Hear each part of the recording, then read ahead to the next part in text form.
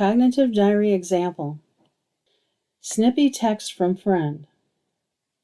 I contacted my friend to remind her about lunch, and she sent back a snippy text saying she had already told me she would be there. Emotions: hurt, embarrassed. Distress rating: 6, feeling bad.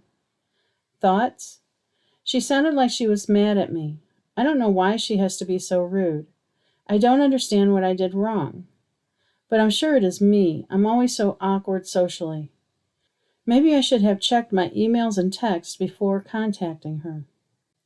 Can you identify the irrational thinking in this example? There are at least 3 irrational beliefs. How can you change the thinking?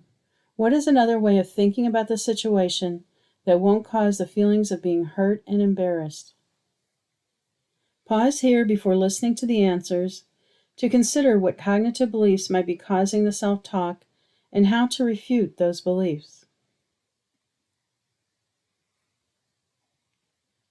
Answer: irrational beliefs. 1. Mind reading of others. She is making an assumption that her friend was angry at her, which indicates that she was engaging in the irrational thinking style of mind reading. This is a common misunderstanding when communicating by email or text. Her friend didn't indicate she was mad or tell her she was wrong. She just said she had already responded. Too often when people read texts or emails, they read a tone of voice that may not be there. I have frequently had clients show me a text or email that they were distressed about, but when I read it out loud to them, without a sarcastic or angry tone, they acknowledged that it may not have meant what they thought. To challenge mind reading, it is important to acknowledge that there are other reasons for the person's words, emotions, or behavior. If there is still concern about the other person's behavior, it can be checked out with them. For instance, your text sounded like you were upset. Under no circumstance, however, should you respond with anger or accusations without being certain of the other person's intentions. Doing so is a common cause of misunderstandings, hurt feelings, and conflict. 2. Blaming. She is tending to focus on blaming either her friend or herself. This indicates discomfort with mistakes because even if her friend was upset with her, this is a fairly minor problem that could be resolved with direct communication. However, when a person gets angry and starts blaming, even small problems can lead to major conflict or resentment.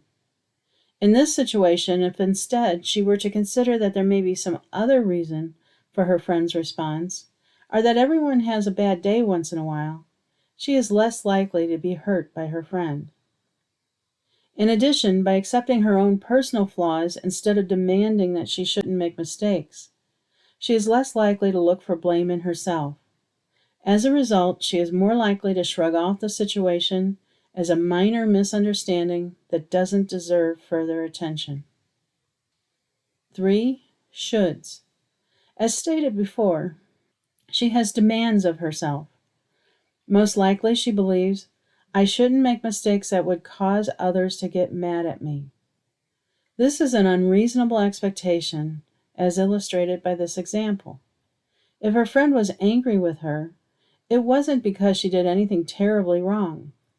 At the most, she just reminded her too many times about lunch. As far as mistakes go, that is pretty minor.